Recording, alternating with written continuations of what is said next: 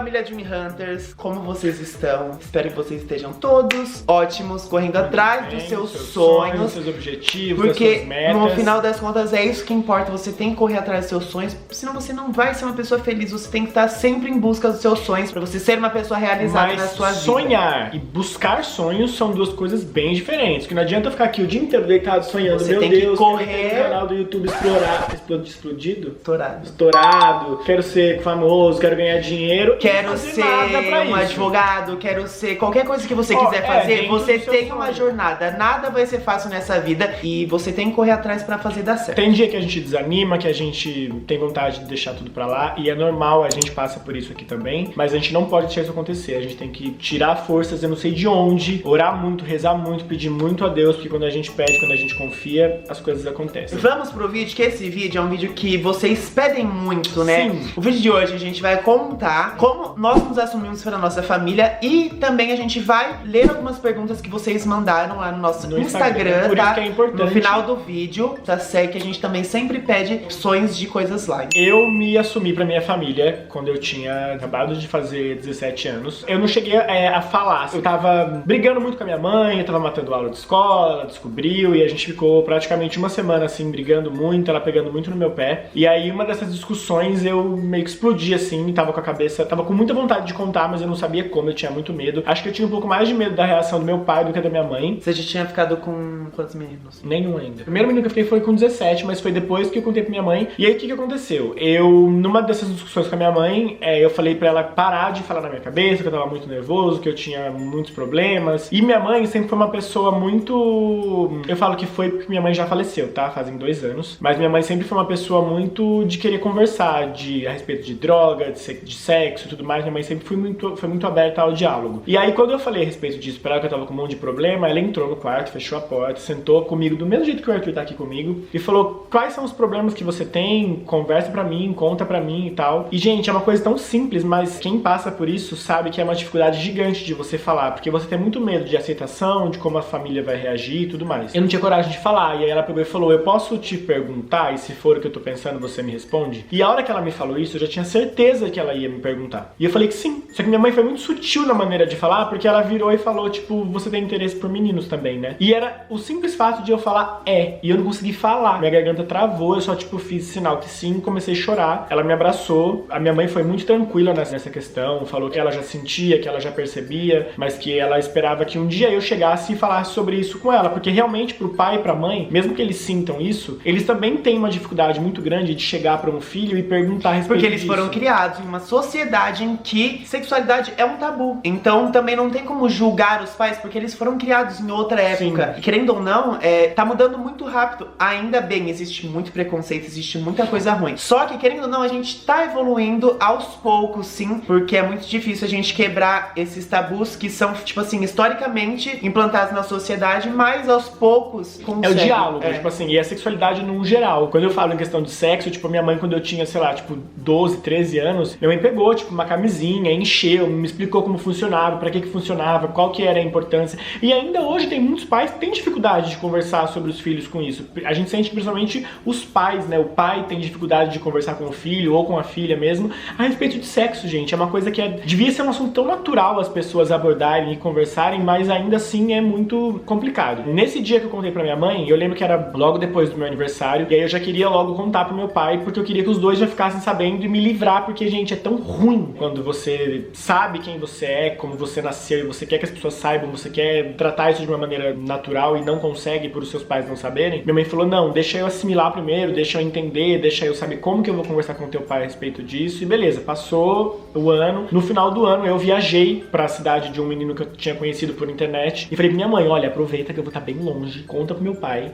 vai ficar louco, se ele quebrar, ele quebra a casa inteira, mas ele vai encostar a mão em mim porque eu vou estar longe, e se eu já entender que ele não vai aceitar, que ele não vai me respeitar, eu nem volto pra cá, eu já fico lá mesmo. E aí eu viajei no dia 25 de dezembro, passei o Natal com eles à noite do dia 24, viajei no dia 25, no dia 26 teve um churrasco na minha casa, e no dia 27 meus pais viajaram pra praia, e eu liguei pra minha mãe, porque eu queria saber se ela já tinha contado. E aí eu falando com ela no telefone, eu perguntei, né, eu falei: viu, e aí, você já falou com meu pai e tal? Pegou e falou: olha, seu pai quer falar com você no telefone. E aí ele pegou o telefone, perguntou se tava tudo bem lá na cidade que eu tava, porque ele tava muito preocupado de estar viajando pra um lugar pra conhecer pessoas que eu tinha conhecido só pela internet. E eu falei que não tava tudo bem, que o pessoal era legal e tal. E aí ele falou, olha, eu vou desligar porque eu tô dirigindo, liga mais tarde. Eu falei, tá bom. Aí ele falou, ó, mas deixa eu te falar uma coisa, fica tranquilo porque eu te amo. Então, a hora que meu pai falou isso pra mim, eu entendi que minha mãe já tinha contado pra ele. E depois eu fui saber que, na verdade, meu pai perguntou pra minha mãe. No dia que eu viajei, no dia 25, e ele me levou na rodoviária e ele sabia que eu tava indo pra casa de um amigo, ele chegou em casa e perguntou pra minha mãe, tem alguma coisa do Radamés que eu não saiba ainda, mas que eu deveria saber? E ela falou, mas por que você tá perguntando isso? Ela falou, porque eu sinto que tem alguma coisa diferente com ele. E minha mãe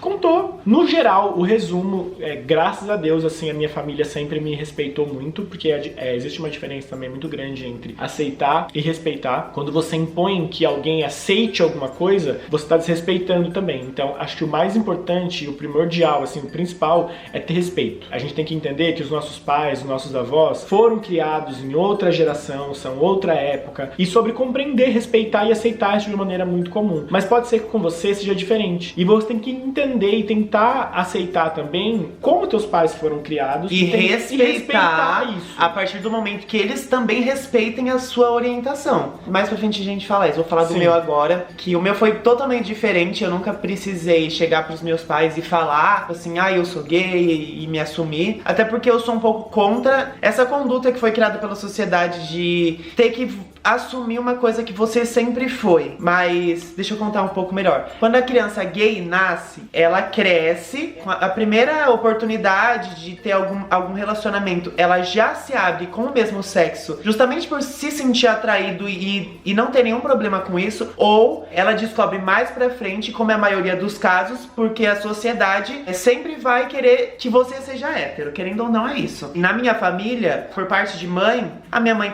tinha primo gay, e então ela sempre aceitou muito porque ela cresceu no meio e pra ela sempre foi muito natural. E só que o meu pai, ele foi criado numa família muito conservadora, o pai dele era tenente do exército. Querendo ou não, com ele foi um pouco mais difícil, mas não foi comigo, porque na minha família, eu tenho a Nicole, que é a minha irmã, e ela se assumiu, né? A Nicole é mais velha que a Nicole, ela é 1 ano e 9 meses mais velha que eu. Ela se assumiu muito jovem também, com 14 anos. Ao meu ver, ela fez de uma maneira justamente pra provocar o que eu não acho certo, mas eu entendo porque a pessoa é infantil, então são milhares de fatores que a gente não consegue julgar nenhum dos lados. Porque um é a criação, o outro é a vontade de mostrar pro mundo, e acabou que os meus pais não sabiam, e ela postou no Facebook que tava namorando e foi mó auê, e aí ficou uns bons meses aí, assim, com confusão, com discussão e tal, só que foi com ela. E daí quando eu comecei a ficar com meninos, eu não cheguei pros meus pais e falei, eu não tinha essa necessidade justamente de ter visto o que aconteceu com a minha irmã, e eu não queria passar pela mesma coisa, e querendo ou não também, os meus pais já estavam muito mais cabeça aberta a esse assunto, porque já faziam anos que a minha irmã já tinha se assumido, então eles conseguiram aceitar e respeitar muito a minha irmã depois disso, depois desses meses, né, que pro meu pai foi muito mais difícil, mas pra minha mãe foi tranquilo, mas ela sempre tinha que ficar ali, né, ela não podia total passar a mão na cabeça da minha irmã, porque senão ela ia decepcionar meu pai, não podia ficar do lado do meu pai porque ela não concordava 100% com as atitudes dele. Então, eu meio que... eu não me assumi. Eu lembro que a primeira vez que eu fui ficar com o menino, a minha mãe me levou no hotel e eu fiquei com o menino na recepção.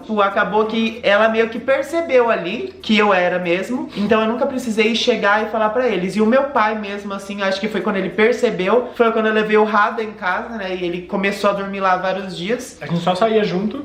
Eu só saía com o Rada e ele em casa. Pra mim foi muito tranquilo. A minha irmã, querendo ou não, ela levou o baque. E a nossa relação, tanto do Arthur com a minha mãe, era muito boa, quanto a minha com a família do Arthur. Então, pra quem não sabe também, meu pai faleceu há 3 anos atrás e a mãe do Rada faleceu há 2. Mas quando a gente começou a ficar, tava todo mundo em vida e foi super tranquilo. A gente saía junto, fazia churrasco. Nossa, meus pais amavam a mãe do Rada e ela também adorava meus pais. E justamente porque era um respeito muito grande. Sim. Eles viam, acho que um pouco dos dois lados, né? De que eu queria muito ficar com você queria ficar muito comigo, e eles respeitaram muito. Pelo menos o nosso namoro, assim, foi muito tranquilo. Eu quero que vocês entendam que tudo tem um tempo. Tudo você tem que pensar muito bem se é o momento de você colocar aquilo como ponto principal da tua vida. Isso que o Arthur fala de não ter a necessidade de se assumir é exatamente sobre isso. Tudo é fase, tudo tem tempo. Eu com 13 anos, gente, eu era bobão, eu brincava na rua ainda. E eu me preocupo muito quando eu vejo uma pessoa com 13 anos de idade já tendo a sexualidade sexualidade com dela essas como uma coisa coisas. principal da vida dela. E, gente, calma. Com 13 anos, você tem que estar focado em estudar, em estar na escola, em passar de ano,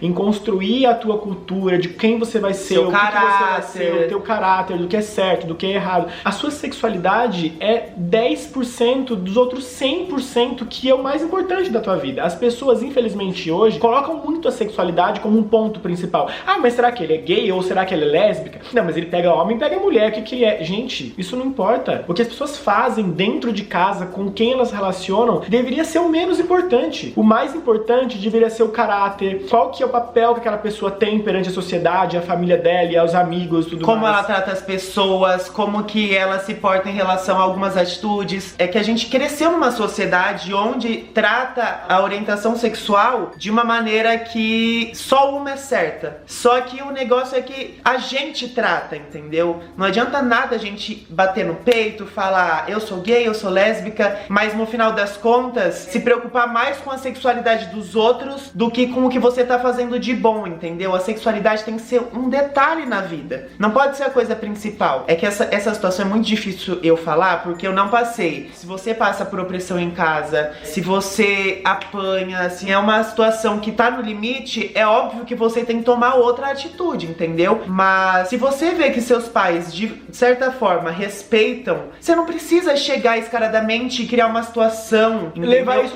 Você é a sua porque uma essência, criança- você já é, entendeu? Uma Você criança já é. hétero nunca chega, um menino que sente ele gosta O de hétero menina, ele nunca nunca vai chega pra família precisar dele e se fala, assumir. olha, então eu gosto de mulher, ou a menina fala eu gosto de homem. Porque não existe essa preocupação. Agora, nós pedimos algumas perguntas de vocês sobre sexualidade, comportamento, enfim, e a gente vai responder pra vocês, que vocês mandaram numa caixinha lá no Instagram. Qual dicas vocês têm para mães que não aceitam a homossexualidade? Eu acho que pra pessoa que é pai ou que é mãe e não consegue entender e às vezes acaba não conseguindo respeitar também, é informação. Eu acho que buscar a informação depois de tentar respeitar primeiro é respeitar aquilo que você não conhece, que você não entende, e buscar a informação, porque só com informação você vai conseguir deixar de ter esse preconceito. O termo opção sexual é totalmente errado, tá? Outra coisa também, tipo, não existe opção sexual, ninguém opta por uma coisa. Opção sexual é quando você tem opção de escolha. Ah, eu quero essa caneta azul, essa caneta vermelha. É totalmente diferente, tá? Então, tipo, os pais ou mães que assistem a gente aqui entendam que ninguém escolhe o que ela quer ser. A pessoa nasce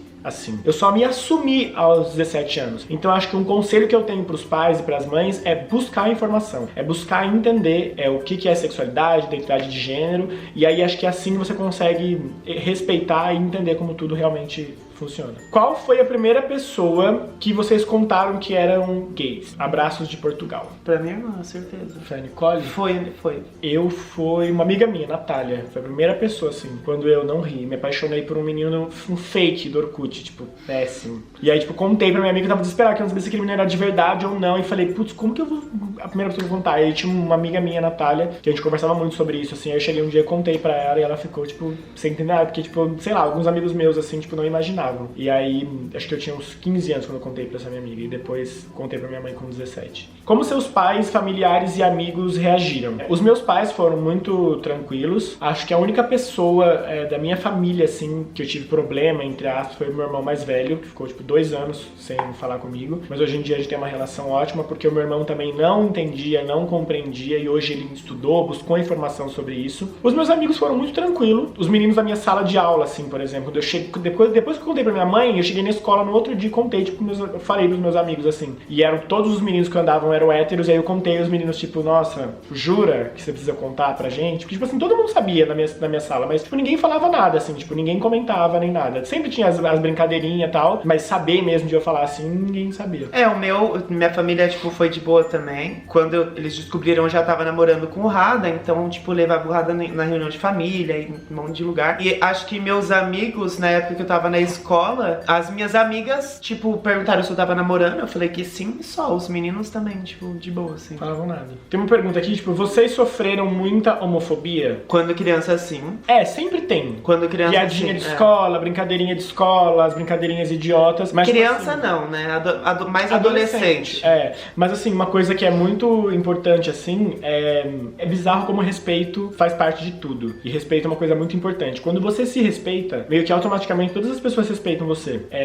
Assim, que eu me lembre, 2 vezes na escola, eu era presidente de grêmio e uma vez eu tava, tipo, numa 7ª série. Toda vez que eu saía de uma sala, tinha uma criançada que gritava, tipo, viado, não sei o quê. E, tipo, eu não vou discutir, entendeu? Aí o que eu fiz foi convocar uma reunião com todos os pais daquela sala e ter uma conversa com eles e tentar que eles abrissem o diálogo com os filhos deles em casa, ensinassem que o respeito pela outra pessoa é o mais importante. Na rua já teve vezes de passar o cara do caminhão e gritar e zoar, porque eu sempre tive o cabelo meio grande e tal, mas é um tipo de homofobia que eu acho que é diferente, entende? Existe a homofobia das pessoas que apanham, das pessoas que sofrem homofobia no trabalho e são demitidas. A gente então, é muito assim, privilegiado. Eu entendo que eu não sofri muito preconceito desses mais pesados, justamente por eu ser minha vida inteira muito privilegiado. Os lugares que a gente frequenta, as amizades, querendo ou não, isso influencia muito, porque em lugares mais privilegiados, normalmente tem mais informação. Tipo assim, a gente tem que tomar muito cuidado pra gente não chegar aqui e falar, não, nós não sofremos homofobia e parecer que nós estamos querendo dizer que a homofobia não existe. Gente, existe. Existem pessoas que xingam a gente no Instagram, existem pessoas que xingam a gente no YouTube,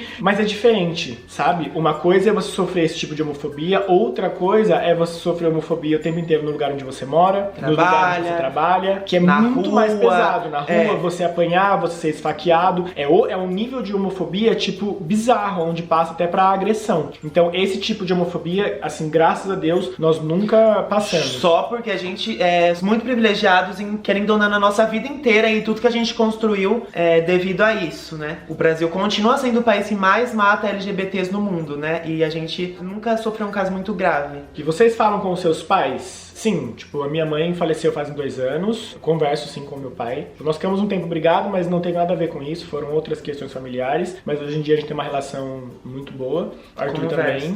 Sim, o pai dele faleceu, mas com a mãe dele a gente tem um convívio ótimo. Que idade vocês tinham quando tiveram certeza de que gostavam de homem? Acho que cada pessoa começa a perceber isso com uma idade. Eu percebia isso, tipo, muito cedo e eu sofria muito com isso, porque eu lembro que no prézinho eu tinha, tipo, 6 anos de idade, 6 ou 7, né, que entra no pré. 7 anos de idade, e não tem como você falar que uma criança para e pensa, eu vou gostar de homem ou de mulher com 7 anos de idade, porque 7 anos de idade é uma criança, gente. Não tá se preocupando com isso, mas eu sentia, aconteciam coisas, por exemplo, tinha um menino na minha sala, Daniel, lembro dele assim nitidamente, loirinho, cabelo, sabe que é cabelo de tigelinha que a galera fala? Todo assim? Mundo tinha. Que tipo, eu amava, a minha carteira de escola eram tipo 2 mesas juntas uma com a outra, assim, do que não tinha lugar marcado. Cada um sentava onde queria. E eu só gostava de sentar junto com esse menino. E eu não entendi o porquê. Na hora do intervalo, se ele não brincasse comigo, eu ficava chateado porque ele tava brincando com outras pessoas. Na hora da saída, quando a minha mãe tava conversando com a mãe dele, eu ficava muito feliz, porque eu sabia que as nossas mães iam até o estacionamento buscar do carro, e eu ia junto com ele conversando.